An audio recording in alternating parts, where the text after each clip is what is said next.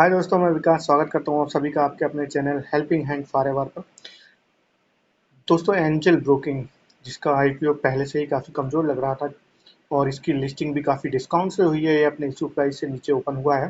तो चलिए अब इस पर जानकारी देता हूँ आपको। तो ये जो स्टॉक है अपनी लिस्टिंग के टाइम यानी कि एंजल ब्रोकिंग आईपीओ लिस्टिंग के टाइम यानी कि 5 अक्टूबर जो इसकी लिस्टिंग हुई थी सोमवार को, ये ओपन हुआ 275 पर। जी हाँ, 275 पर ये ओपन हुआ और इसने हाई बनाया 296 रुपये का और लो बनाया 256 रुपये 60 पैसे का। अब यहाँ पर देखिए 306 रुपये इसका जो है प्राइस था, इशू प्राइस था। तो लगभग 10% के डिस्काउंट पे ये ओपन हुआ और उसके बाद स्टॉक ने ऊपर जाने की कोशिश की, मगर ये अपना जो है इशू प्राइस फिर भी टच नहीं कर पाया और 296 के बाद ये नीचे आ गया। उसका एक रीजन मैं आपको बताऊंगा क्योंकि इसमें एक ऑफलोडिंग भी हुई थी एक बड़े जो है फंड की। आगे आपको जानकारी दूंगा उसके बारे में। तो यहाँ पर देखिए कि ये पहले से ही ये आईपीओ काफ़ी ज़्यादा महंगा लग रहा था। हालांकि शायद मैंने इसे कवर भी नहीं किया था, इस आईपीओ को अपने वीडियो नहीं बनाया था इस पर।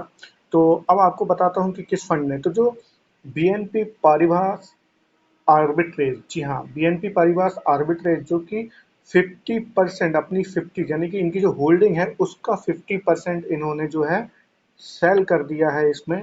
और जो कि इस पूरे एंजल ब्रोकिंग में 1.2% की हिस्सेदारी होल्ड करते हैं। जी हाँ, बीएनपी पारिभाष आर्बिट्रेज 1.2% की हिस्सेदारी पूरे जो है एंजल ब्रोकिंग में होल्ड करते हैं, जिसकी इन्होंने लगभग 50% की होल्डिंग इन्होंने बेच दी है। यानी कि ये जो टोटल शेयर होल्ड करते थे वो था 9,82,051 शेयर थे बीएनपी पारिभाष के पास, जिन्होंने सेल कर दिया है। यानी कि इन्होंने सेल जो किए हैं वो हैं 5,24,649 शेयर इन्होंने सेल कर दिए हैं, और जो कि टोटल इक्विटी का 0.64% होता है। जी हाँ, जो टोटल पेड अप इक्विटी है उसका 0.64% होता है, जो कि इन्होंने सेल किया है। हालांकि किसी ने इसे खरीदा भी होगा, बट यहाँ पर एक जो फंड है वो ऑफलोड करके गया है।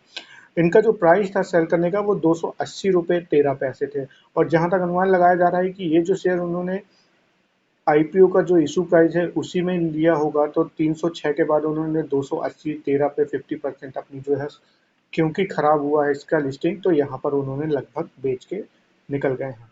और इसका एक रीज़न ये भी है दोस्तों, क्योंकि कंपनी का जो है वर्किंग परफॉर्मेंस उतना खास नहीं है। अगर देखा जाए तो इनकी जो लिस्टिंग और भी जो पीयर हैं यानी कि जो कॉम्पिटिटर हैं प्राइवेट जो लिस्ट हैं ऑलरेडी मार्केट में, आईसीआईसीआई सिक्योरिटीज़ आप देख सकते हैं, या एचडीएफसी सिक्योरिटीज़, आईसीआईसीआई डायरेक्ट और एचडीएफसी सिक्योरिटीज़, ये काफ़ी अच्छा करते हैं बजाय इसके।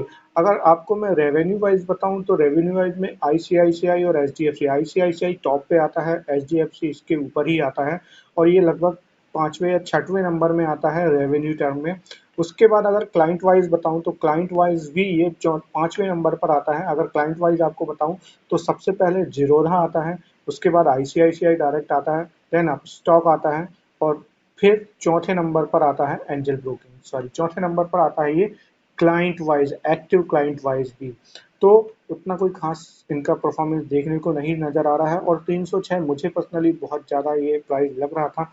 अब यहाँ पर जो जिन्होंने आईपीओ के बाद अप्लाई किया है, या फिर आईपीओ लिस्ट होने के बाद, सॉरी आईपीओ के बाद इन्होंने जिन्होंने खरीदा है, या फिर आईपीओ के टाइम इन्होंने जिसने सब्सक्राइब किया था, अगर मैं ऐसा फंसता हूँ तो मैं तो डेफिनेटली खराब लिस्टिंग के कारण इससे निकल जाऊंगा इस शेयर से। और या फिर एटलीस्ट जिस तरह से बीएनपी पारिभाष ने किया, आप अपनी 50% होल्डिंग यहाँ से निकाल के कहीं और वो पैसा लगा सकते हैं, एटलीस्ट रिकवर कर जाएगा आपका लॉस, या फिर इससे टोटल एग्जिट ले सकता हूँ मैं अगर फंसता हूँ। उसके बाद अगर मैं अपना दूसरा पर्सनल ओपिनियन दूँ तो बेटर होगा कि अगर ये नीचे भी जाता है तो भी इसमें ना खरीदें, क्योंकि बहुत ज़्यादा डाउनसाइड दिखते हैं और इसका अच्छा परफॉर्मेंस देना आगे भी मुझे कोई उतना खास नज़र नहीं आता है। और ये मेरा पर्सनल रिव्यू है।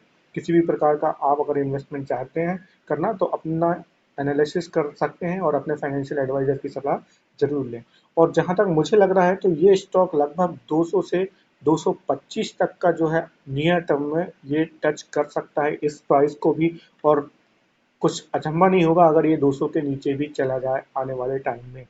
तो ये मेरा एनालिसिस है। तो आशा करता हूँ ये वीडियो आपको पसंद आया होगा। प्लीज़ लाइक कीजिए मेरे वीडियो को, सब्सक्राइब कीजिए मेरे चैनल को।